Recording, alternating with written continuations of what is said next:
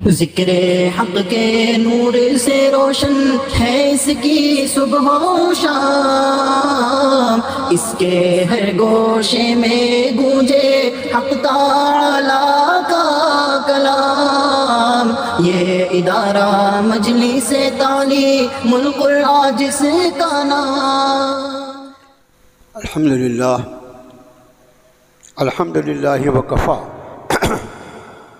وسلام علی عبادہ الذین اصطفیٰ، اما بعد فاعوذ باللہ من الشیطان الرجیم، بسم اللہ الرحمن الرحیم۔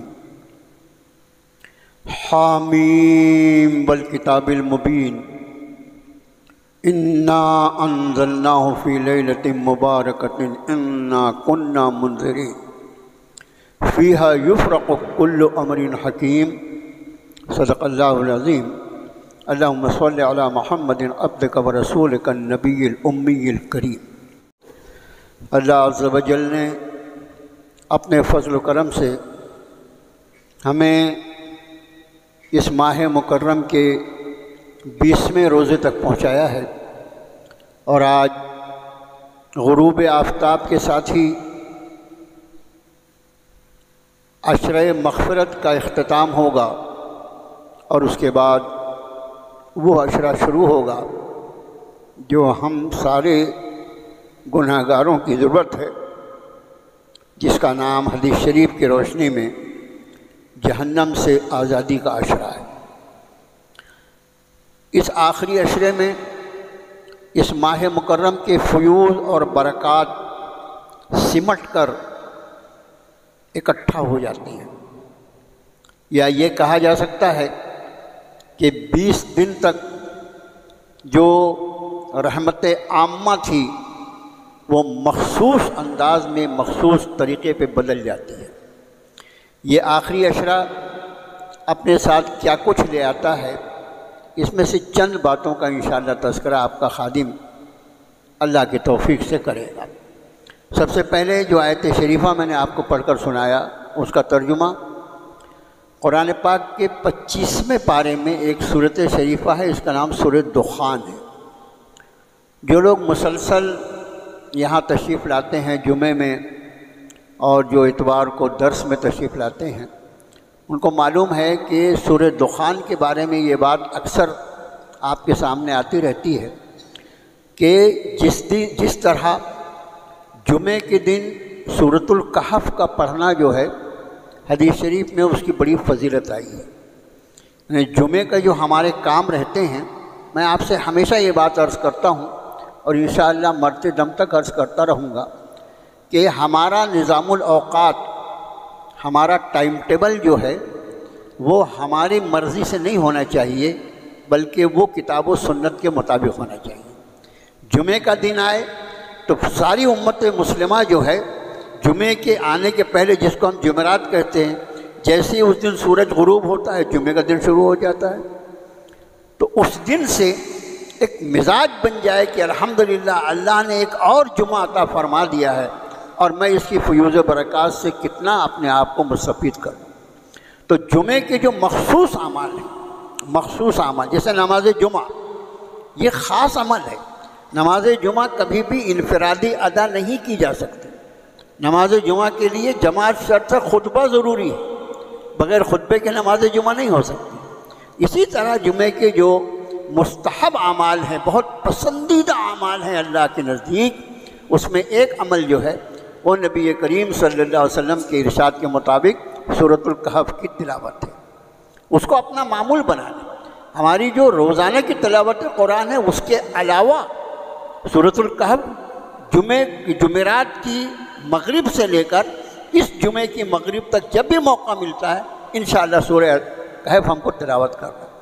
اور میرا اپنا یعنی کوئی شرعی حکم میں نہیں بتا رہا ہوں، بلکہ ایک انسان کا مزاج یہ ہے کہ جو جتنا اہم کام ہوتا ہے آدمی اس کو اتنے جلدی کرنے کی کوشش کرتا ہے۔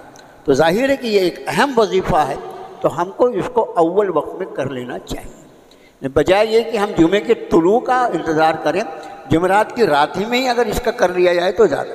اسی طرح ایک حدیث شریف میں اللہ کے رسول صلی اللہ علیہ وسلم نے فرمایا کہ جو شخص جمعے کی رات یا دن میں سورہ دخان کی تلاوت کرے گا اللہ تعالیٰ اس کے لیے جنت میں ایک محل تعمیر فرما دے۔ جنت میں محل تعمیر کرنا اللہ کے ذمے اتنا سے چھوٹے سے عمل کی وجہ سے۔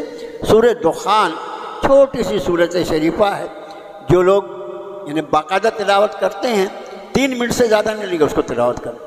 اب کوئی اٹک اٹک کے پڑھتا ہے ہمارے جیسا کمزور آدمی تو اس کو 5 منٹ لگ سکتا ہے، کیونکہ 25ویں پارے کی سورت شریفہ ہے۔ 25ویں پارے کی جو آخری سورت ہے اس کے پہلے کی سورہ دخان، دخان کہتے ہیں دھوئیں کو۔ میں نے چونکہ اس سورہ دخان کی ابتدائی آیتیں آپ کو پڑھ کر سنایا اس لیے یہ بات آ گئی۔ ترجمے پر آئے، فرمایا حامیم، یہ حروف مقطعات کہلاتے ہیں قرآن شریف میں۔ جن صورتوں کی ابتدا ان حروف سے ہوتی ہے ان حروف کو حروف مقطعات کہا جاتا ہے۔ اس کے پہلے بھی آپ کے خادم نے عرض کیا ہے کہ 1 سے لے کر 5 تک حروف مقطعات استعمال ہوئے ہیں، سنگل بھی ہے، جیسے نون، صاد، قاف، اس سے بھی سورت شروع ہوتی ہے۔ یہ بھی حروف ہے تو ایک، لیکن حروف مقطعات کہلاتا ہے۔ تو ان حروف مقطعات کے بارے میں جو بے غبار اس کا ترجمہ اور تفسیر جو ہو سکتی ہے وہ یہ کہ یہ حروف مقطعات یہ اللہ اور اس کے رسول صلی اللہ علیہ وسلم کے درمیان راز ہے، اور اس کے معنی اللہ نے اپنے نبی پاک صلی اللہ علیہ وسلم پر تو واضح فرمائے، لیکن اللہ کے رسول کے سوا اس کے معنی کو کوئی نہیں جانتا۔ یہ ہے حروف مقطعات۔ اب کچھ لوگ کہتے ہیں کہ اس کا معنی اللہ کے سوا کوئی نہیں جانتا، وہ ان کا قول ہے، لیکن بے غبار بات جو مفسرین نے نقل کی ہے وہ یہ ہے کہ حروف مقطعات کے اصل معنی اور اس کی تعویل اللہ اور اس کے رسول کے درمیان راز ہے، مگر چونکہ امت کے لیے اس میں عمل کا کوئی حکم نہیں تھا، اس لیے آپ صلی اللہ علیہ وسلم نے اس کی تشریح نہیں فرمائی، اس کو واضح نہیں فرمایا، اور حضرات صحابہ کرام رضوان اللہ تعالی علیہم اجمعین کا اللہ کے رسول صلی اللہ علیہ وسلم کی ذات پر اعتماد کتنا تھا اور ادب کتنا تھا کہ جب اللہ کے رسول نے اس کے معنی نہیں بتایا تو کسی صحابی رسول نے اس کا معنی نہیں پوچھا۔ تو یہ حروف حامیم والکتاب المبین، قسم اس کتاب کی جو اپنے مضامین کو واضح کے طور سے بیان کرنے والی ہے، ظاہر کرنے والی۔ انا انزلناہ فی لیلۃ مبارکہ، بے شک ہم نے اس قرآن کو لیلۃ المبارکہ میں نازل کیا ہے۔ یہ نیا نام ہے، ایک ہی جگہ پورے قرآن میں آیا ہے۔ ہم نے اس قرآن کو لیلۃ المبارکہ میں نازل کیا، برکت والی رات میں نازل کیا ہے۔ انا انزلناہ فی لیلۃ مبارکہ انا کنا منذرین، اس لیے کہ اس قرآن کے ذریعے ہم سب لوگوں کو پوری طرح سے باخبر کر دینا چاہتے تھے، پوری طرح سے باخبر کر دینا چاہتے تھے، اس کے لیے ہم نے اس قرآن کو نازل کیا۔ انا کنا منذرین فیہا یفرق کل امر حکیم، فیہا اس رات میں، یہ ہا کی ضمیر رات کی طرف، فیہا اس رات میں، کل امر حکیم سارے حکمت والے کام تقسیم کر دیے جاتے ہیں۔ یہ ان آیات کا ترجمہ جو میں نے آپ کو پڑھ کر سنایا، سورہ دخان شروع یہاں سے ہوتی ہے کہ حامیم، قسم اس قرآن کی جو اپنے مضامین کو واضح کرنے والا ہے، ہم نے اس قرآن کو ایک برکت والی رات میں نازل فرمایا کہ ہم اس کے ذریعے لوگوں کو متنبہ کر دینا چاہتے تھے، خبردار کر دینا چاہتے تھے، اور اس رات میں سارے حکمت والے کام تقسیم کر دیے جاتے ہیں۔ اب یہ آخری حصہ جو ہے، سارے حکمت والے کام تقسیم کر دیے جاتے ہیں، اس کی ہلکی سی تشریح سامنے آ جائے۔ اللہ عز و جل کا ہر امر، ہر حکم حکمتوں سے بھرا ہوا ہوتا ہے، کوئی کام حکمت سے خالی ہوتا ہی نہیں ہے، اور بہت سارے ایسے کام ہیں کہ بظاہر وقتی طور پر ہمیں اس کی حکمت سمجھ میں نہیں آتی، لیکن جب اس کی حکمت اللہ عز و جل کے علم کے مطابق ظاہر ہوتی ہے تو ہماری عقل حیران رہ جاتی کہ ہم نے تو کیا سمجھا تھا اور نتیجہ کیا نکل گیا۔ تو اللہ کا ہر امر، ہر کام جو ہے وہ حکمتوں سے بھرا ہوا ہوتا ہے، چاہے ہمارے سمجھ میں آئے یا نہ آئے۔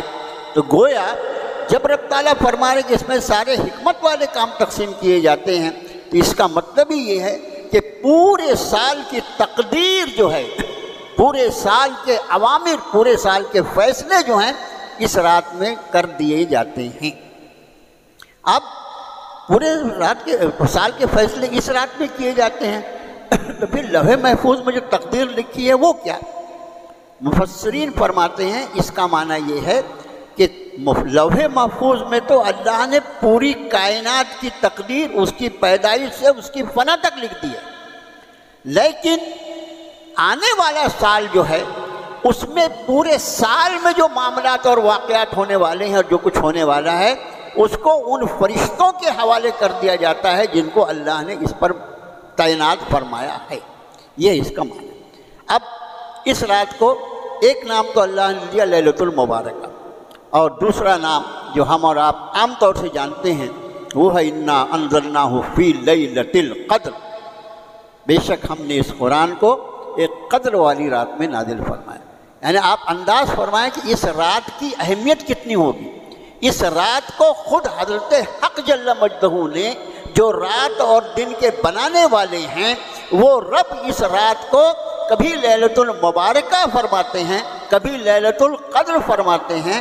وہ رات اللہ کی بارگاہ میں کیسی ہوگی جس کے دو نام اللہ نے برکت والی اور عزت والی رکھی، اور یہ رات جو ہے اسی آخری عشرے میں ہے جو آج کی شام سے شروع ہو رہا ہے۔ یہ ایک عجیب بات ہے کہ اللہ کی لکھی ہوئی تقدیر ہے کہ آج 20واں روزہ پورا ہوگا انشاءاللہ، اور آنے والی رات جو رہے گی وہ 21ویں شب رہے گی۔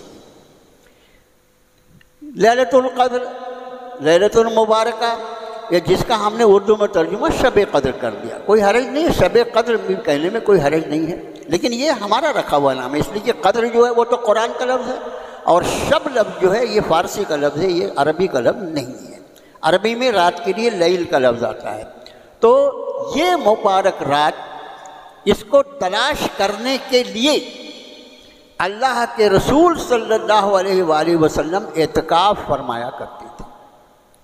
تو اب اعتکاف کے عمل میں اللہ نے کیا کچھ اپنے بندوں کے لیے رکھا ہوگا، اس کا اجر ثواب وہ تو دیکھتے بنتا ہے، لیکن آپ صلی اللہ علیہ وسلم نے اپنی حیات طیبہ میں جب سے رمضان کے روزے فرض ہوئے تو اس کے بعد سے آپ کی مستقل سنت رہی کہ آپ ہر سال 10 دن کا اعتکاف فرمایا کرتے تھے آخری عشرے کا۔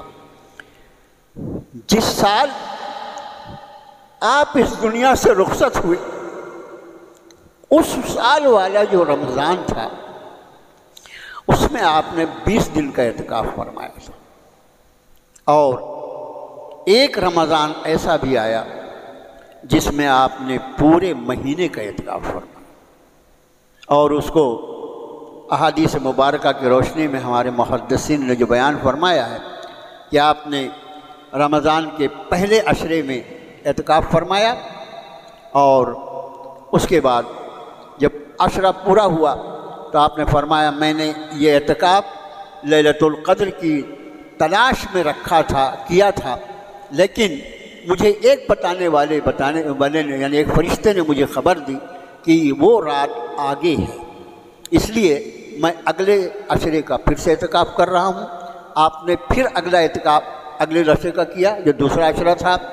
دوسرے عشرے کے گزرنے کے بعد کیا بات ہے کہ وہ آج ہی کی تاریخ رہی ہوگی، وہ آج ہی کی تاریخ رہی ہوگی جس دن اللہ کے رسول صلی اللہ علیہ وسلم نے فرمایا کہ میں نے ان دونوں عشروں کا اعتکاف لیلۃ القدر کی تلاش کے لیے کیا تھا، لیکن مجھے ایک بتانے والے نے بتایا کہ وہ رات آگے ہے، اور اب میں تیسرے عشرے کا اعتکاف کرنے جا رہا ہوں، تم میں سے جو چاہے وہ میرے ساتھ اعتکاف کر سکے۔ اس طرح پورے ماہ مکرم کا اعتکاف آپ نے فرمایا تھا 1 سال، اور آخری والے سال میں 20 دن کا اعتکاف تھا، اور باقی رمضان میں 10 دن کا۔ اسی وجہ سے 10 دن کا اعتکاف جو ہے وہ سنت علی کفایہ کہلاتا ہے کہ پوری بستی میں کسی ایک آدمی کا کرنا ضروری ہے۔ اب یہ لیلۃ القدر کئی احادیث کو جب جمع کیا جائے تو اس سے جو بہت آسان مضمون ہمارے جیسے عام آدمی کے لیے بنتا ہے وہ یہ ہے کہ اس آخری عشرے کی طاق راتوں میں سے کوئی ایک رات لیلۃ القدر ہوتی ہے۔ اب ایسا ہے کہ ہمارا معاملہ، ابھی میں آیا نماز کے لیے تو ہمارے ساتھی نے کہا پچھلے جمعے میں یہ ہوا تھا کہ اوپر تک پوری مسجد بھری ہوئی تھی، جو نماز جنازہ کی جگہ ہے وہاں بھی پبلک تھی۔ اس وقت جو حالات ہیں خاص طور سے ہمارے ایریے کے، یعنی کرفیو لگا ہوا ہے، دکانیں بند ہیں، کاروبار بند ہیں، اور جن لوگوں کے گھروں کے لوگوں کو بے قصور اٹھایا گیا ہے اور اریسٹ کیا گیا ہے، ان کے گھروں کا کیا حال ہے، ان کے قلوب کا کیا حال ہے، ان کے دلوں کا کیا حال ہے، ان کی عبادات کیسی ہو رہی ہوں گی، اور وہ بچے اور وہ نوجوان پولیس کسٹڈی میں کس حال میں ہیں۔ یہ ساری چیزیں امت، یہ سب ہمارا ملا جلا درد ہے، کسی ایک فرد کا انفرادی درد نہیں ہے، یہ ملا جلا درد ہے ہمارا اور آپ کا۔ لیکن اس کے بعد بھی یہ جمعے کی نماز کے علاوہ کی جو نمازیں ہیں، 5 نمازیں، اس میں مسجدیں ابھی بھی خالی ہیں، ابھی بھی مسجدیں خالی ہیں۔ جیسے حالات سے اس وقت امت گزر رہی ہے، اور بالخصوص اس شہر کا مسلمان جن حالات سے گزر رہا ہے، اس میں تو ہونا یہ چاہیے تھا کہ ہر نماز میں ہماری مسجدیں ایسی کھچا کھچ بھری رہتی۔ اس لیے اس کے سوا کیا راستہ رہ جاتا ہے ایک ایمان والے کے لیے کہ امن یجیب المضطر اذا دعاہ ویکشف السوء ویجعلکم خلفاء الارض االہ مع اللہ قلیلا ما تذکرون۔ بھلا وہ کون ہے جو دل بے قرار کی پکار کو قبول فرما لیتا ہے، تمہاری تکلیف کو دور کر دیتا ہے، تمہیں پھر سے پلٹنے کا موقع عطا فرماتا ہے۔ کیا اللہ کے سوا کوئی اور بھی معبود ہے؟ قلیلا ما تذکرون۔ تمہارا حال یہ ہے کہ تم غور بہت کم کرتے ہو۔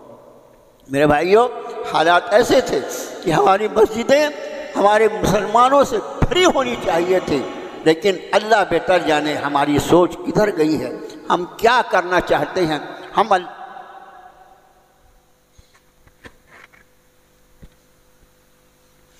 یہ غور کرنے کی بات۔ بہرحال عرض یہ کر رہا تھا کہ بہت ساری احادیث مبارکہ کو جب جمع کیا جائے تو اس میں جو مضمون بنتا ہے عام آدمی کے لیے وہ یہ کہ ان 5 راتوں میں سے کوئی ایک رات لیلۃ القدر ہوتی ہے۔ دیکھیے، بندہ اللہ کی رحمتوں کو تلاش کرے، اللہ کی رحمتوں کی تلاش میں کوشش کرے، اللہ کو یہ بات بہت پسند ہے۔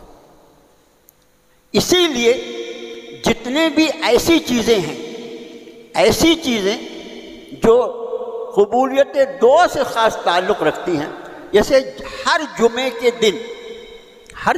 دن ایک ایسی ساعت ہوتی ہے جس میں دعا قبول کی جاتی ہے۔ کون سی ساعت ہے؟ اب ظاہر ہے کہ وہ پورا جمعہ جو 24 گھنٹے کا ہے اس میں ایک مومن تلاش کرتا رہتا ہے، اور میں تھوڑی سی دعا کر لوں، اور میں تھوڑی سی اللہ سے مانگ لوں، شاید یہ ساعت قبولیت کی ہو۔ کسی نے کہا اولین ساعت ہے، کسی نے کہا وہ امام صاحب، اس پر زیادہ اقوال جو ہیں ہمارے علماء کے کہ امام جو خطبے کے درمیان بیٹھتا ہے وہ ساعت اس میں ہوتی ہے۔ کسی نے کہا، بلکہ حدیث شریف ہے، وہ ایک حدیث شریف کی روشنی میں جمعے کے دن کی آخری ساعتیں جو ہوتی ہیں اس میں وہ ساعت ہوتی ہے۔ تو اب اس کو اللہ نے غیر متعین رکھ دیا، اور بندہ جو اس کی تلاش کے لیے کوشش کرتا ہے، اس کی کوششوں پر اللہ عز و جل اسے اپنی نعمتوں اور اپنی رحمتوں سے نوازتے ہیں۔ اسی طرح میرے بھائیو، لیلۃ القدر جو ہے اس کو تلاش کرنا ہے، اور تلاش کرنے کے لیے سب سے آسان طریقہ 5 راتیں۔ اگر کوئی احتیاطاً 10 کی 10 راتوں میں تلاش کرے تو بہت بہتر، لیکن بفرض محال وہ نہیں ہو سکتا تو کم سے کم آخری 5 طاق راتیں، جیسے آج کی رات، اس کے بعد پرسوں کی رات، ایک دن چھوڑتے جائیں، 21ویں 23ویں 25ویں 27ویں اور 29ویں۔ یہی وجہ ہے کہ ہمارے یہاں الحمدللہ قرآن شریف کا دور جو مکمل ہوگا تراویح میں، وہ بجائے 27ویں کے 29ویں شب میں ہوگا۔ کئی سال سے الحمدللہ یہ کیا جا رہا ہے، اور اس کی وجہ یہ ہے کہ 27ویں میں قرآن شریف کو پورا ہونے کے بعد امت کا مزاج ایسا بن جاتا ہے کہ رمضان ہی چلے گا، ایسی مسجدیں خالی ہو گیا، قرآن شریف پورا دور ہو گیا. نہیں، اس میں ابھی آخری رات بچی ہے، اور ہو سکتا ہے کہ وہ آخری رات شب قدر ہو، لیلۃ القدر ہو، یہ بھی تو ممکن ہے. اس لیے کہ اللہ کے رسول صلی اللہ علیہ وسلم نے آخری عشرے کی 5 طاق راتوں میں سے کوئی ایک رات کے بارے میں فرمایا. پھر جب احادیث مبارکہ پر آپ نگاہ ڈالیں جو اس عنوان سے آئی ہیں، کبھی 21ویں پر آدمی کی نظر رک جاتی ہے کہ اکثر 21ویں کو ہوتی ہے، اس کے مقابلے میں کچھ 23ویں کو دیکھے تو ایسا لگتا ہے ارے اکثر 23ویں کو دکھائی ہوتی ہے، کبھی ایسا لگتا ہے کوئی کہتا ہے 27 کو ہوتی ہی ہوتی ہے. میرا معروضہ یہ ہے کہ اس رات کو تلاش کرنا یعنی کیا؟ اس رات کو جاگنا اور سونا یہ کوئی عمل جو ہے یہ تو ہماری اپنی ضرورت کا عمل ہے. جاگ کر اس جاگنے کے بعد اس کو اللہ کی رضا کے لیے استعمال کرنا، اس کو تلاوت قرآن میں، اس کو نوافل میں، اس کو ذکر اللہ میں، اس کو دعاؤں میں، اس کو رونے دھونے میں، اس میں صرف کرے تو جاگنا ہے. ورنہ خالی اگر ساری رات جاگ کر اس نے اپنا وقت ضائع کر دیا تو بجائے ثواب کے گنہگار ہو. اب سمجھے. اور میرا معروضہ بہت ادب سے یہ ہے کہ رمضان کی راتوں کا بڑا حصہ مسلمان ویسے بھی جاگ کے گزارتا. آپ دیکھیے رات تو شروع ہوتی ہے طلوع غروب آفتاب کے ساتھ، آفتاب غروب ہوا وہاں سے رات شروع ہو گئی آپ کی. اب آپ وہاں سے دیکھیے کہ افطار ہے، افطار خود ایک عمل ہے، سنت مبارکہ کی تکمیل ہے. افطار جو ہے یہ سنت ہے، اس میں دیر کرنا منع ہے. اور یہ افطار کے فوراً بعد نماز مغرب ہے. نماز مغرب کے بعد اب آپ اس میں اوابین جو لوگ پڑھتے ہوں گے، بہت سا یہ ہوتا ہے کہ عام طور سے ان دنوں میں پڑھتے ہیں، اوابین پڑھ لیا، اور وہ اوابین پڑھتے پڑھتے عشاء کی نماز کے لیے مشکل سے بیچ میں یعنی 40-50 منٹ کا وقفہ رہتا ہے. اب اس میں آدمی نے کھانا کھایا، کلولا کیا یا جو بھی کیا، اور وہ ہوتے ہوتے اذان ہو جاتی ہے. اب جب عشاء میں آیا تو عشاء کی نماز ظاہر ہے کہ اس میں تراویح ہے، 1.25 گھنٹہ 1.5 گھنٹہ جو ہے آدمی اللہ کی توفیق سے اللہ کے گھر. دیکھو میں ایک بات آپ سے کہتا ہوں، آپ کو بہت بری لگے گی لیکن میں کہتا ہوں کہ اللہ کرے کہ آپ کے دل پہ یہ بات بیٹھ جائے. اللہ کے رسول صلی اللہ علیہ وسلم نے فرمایا کہ اللہ کے نزدیک، اللہ کی زمین پر سب سے زیادہ پسندیدہ جگہ مسجد ہے. اللہ کے نزدیک سب سے زیادہ پسندیدہ جگہ مسجد ہے، اور سب سے زیادہ ناپسندیدہ جگہ اللہ کے نزدیک بازار ہے. یہ حدیث شریف کے الفاظ ہیں. پسندیدہ جگہ مسجد ہے اور سب سے ناپسندیدہ جگہ جو ہے وہ بازار ہے. اس لیے کہ بازار وہ جگہ ہے جہاں جانے کے بعد آدمی پر غفلت طاری ہو سکتی ہے. بازار کی چہل پہل، دکان خریدی بکری، اس میں اگر عام آدمی ہو، اگر کوئی مومن بندہ ہے تو کیا دیکھنا ہے؟ مومن بندہ بازار میں گیا، اس نے چوتھا کلمہ پڑھا، اور اس چوتھا کلمہ پڑھنے کی وجہ سے اس نے شہیدوں کا ثواب لوٹ لیا. لیکن یہ ہمارا کہاں ہے؟ ہم تو ویسے ہمارا دل غفلت میں بھرا ہوا ہے. اب وہاں بازار میں گیا تو اور غافل ہو گیا، بھول ہی گیا کہ یہ کسی کا بندہ ہے. اور اس کے مقابلے میں جب مسجد میں آیا، اللہ کا شکر ہے کہ مسجد کے دروازے میں داخل ہوتے ہی مسلمان کی سوچ بدل جاتی ہے. اس کو یاد آ جاتا ہے کہ میں سارے بادشاہوں کے بادشاہ کی بارگاہ میں حاضر ہو رہا ہوں. اس کی نگاہیں جھک جاتی ہے، اس کا دل بھی جھک جاتا ہے، اور اس کا احساس ہوتا ہے کہ میں اپنے رب کے گھر میں آ گیا. معلوم نہیں کیا ہوا لوگوں کو کہ مسجدوں کے اوقات کو گھڑی دیکھ کے ناپا جاتا ہے. ارے کیا تراویح ہوتی ہے، اتنی آرام سے پڑھاتے کیا، ہائے ہائے ہائے. کہاں تھا تراویح میں؟ اس جگہ پر ہے تراویح میں جو اللہ کی پسندیدہ جگہ ہے. یہاں کے لیے منٹ اور گھنٹہ دیکھتا ہے. یہ تراویح جو ہے وہ بجائے 1 گھنٹے کے 1 گھنٹے 10 منٹ میں کیوں ہو رہی ہے؟ 1 گھنٹہ 15 منٹ کیوں لگ رہا ہے؟ اور بازار میں بھی نکلنے کے لیے کبھی گھڑی پہ نظر گئی کہ کتنے گھنٹے تو نے اپنے ضائع کیا، کتنے گھنٹے اللہ کی نافرمانی میں لگایا؟ اس جگہ وہ جس کو اللہ کے رسول نے اللہ کی ناپسندیدہ جگہ ہے بتایا ہے، اس میں اپنا وقت گزارنے کے لیے بھی تو نے کبھی گھڑی دیکھا ہے؟ کیا جواب دے گا اللہ کیا جب تجھ سے پوچھے گا کہ میری پسندیدہ جگہ میں گھڑی کو دیکھ کر آتا تھا، گھڑی دیکھ کر جاتا تھا، اور جو جگہ مجھے ناپسند تھی وہاں جاتے ہوئے کبھی تجھے خیال نہیں آیا کہ میں کتنا تجھ سے راضی ناراض ہوں گا؟ میرے بھائیوں، میں نے جو کہا اللہ کے لیے اپنے دل میں بٹھاؤ. جتنا زیادہ وقت مسجدوں میں گزر جائے ایک دوسری حدیث شریف میں آپ نے فرمایا کہ عافیت سے ہے وہ شخص جس نے اپنے آپ کو اپنے گھر کی چہار دیواری میں محصور کر لیا. عجیب و غریب حدیث ہے. اپنے گھر کی چہار دیواری میں محصور کر لیا وہ شخص عافیت سے ہے. تو یا تو اللہ کے گھر میں یا تو اپنے گھر میں، اس لیے کہ اس کے بعد جو جگہ ہے بازار کی وہ ظاہر ہے کہ وہ اللہ کی یاد سے غافل کر دینے والی ہے. بہرحال اصل مضمون جو ہے اس لیلۃ القدر کی تلاش میں. اب اس کے بعد ہماری تراویح ہوئی. تراویح ہونے کے بعد فجر کا وقت، آج کل ہمارا سحر کا وقت جو وہ تو قریب 5:02-3-4 پہ ختم ہو جا رہا ہے. 5 بجے سحری کے لیے جب آدمی کا آخری وقت ہے تو اس کو کم سے کم 4 بجے تو اٹھنا پڑے گا نا. اور ہماری بہنوں بیٹیوں کو تو بیچاریوں کو تیاری کرنا، ان کو تو اور 1 گھنٹہ پہلے اٹھنا پڑتا ہے.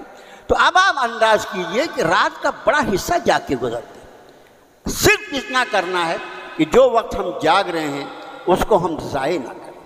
باقی دوسرے کام جو ہے نا، ارے اس کے لیے زندگی پڑی ہے بھائی، زندگی پڑی ہے. جتنے غیر ضروری کام ہیں ہمیشہ خیال رکھو اللہ کے ساتھ، اللہ کی ذکر کے ساتھ، اللہ کی ذات کے ساتھ مشغول. ایک لفظ عجیب و غریب، اللہ کی ذات کے ساتھ مشغول ہونے کے لیے صرف تم کو یہ کام کرنا ہے کہ اپنے زندگیوں سے بیکار کام کو نکالو. جب بیکار کے کام کو نکال دو گے تو تمہیں اللہ کے ساتھ مشغول رہنے کے لیے وافر وقت مل جائے گا، بھرپور وقت مل جائے گا. تو یہ آخری عشرے میں اعتکاف ہے، لیلۃ القدر کی تلاش ہے، بھرپور کوشش ہے. اور پھر یہ کہ یہ ماہ مکرم کا گزرتا ہوا وقت ہے اور بہت ہی تیزی سے گزرتا ہے. ابھی یہ ہوگا کہ 21ویں شب آئی، 23ویں آئی، 25ویں آئی، 27ویں آئی، 29ویں آئے گی. اور ہو سکتا ہے کہ 29ویں شب جو ہو وہ کہیں یہ بھی ہو سکتا ہے کہ وہ رمضان کی بھی آخری رات ہو، اور اس کے بعد اگلا دن جو ہو وہ رمضان کا آخری ہو، 29 روزہ ہو اور رمضان ہو. میرے بھائیوں، بچے ہوئے جو اوقات ہیں اس کی قدر کیجیے. اور مومن کا تعلق اپنے رب کی ذات کے ساتھ دعاؤں کے ذریعے، ذکر اللہ کے ذریعے، اور سب سے بڑا اس کا تعلق جوڑتا ہے تلاوت قرآن کے ذریعے. کہ جب تک آدمی اللہ کے کلام کی تلاوت کرتا رہتا ہے وہ اللہ سے محو گفتگو ہوتا ہے.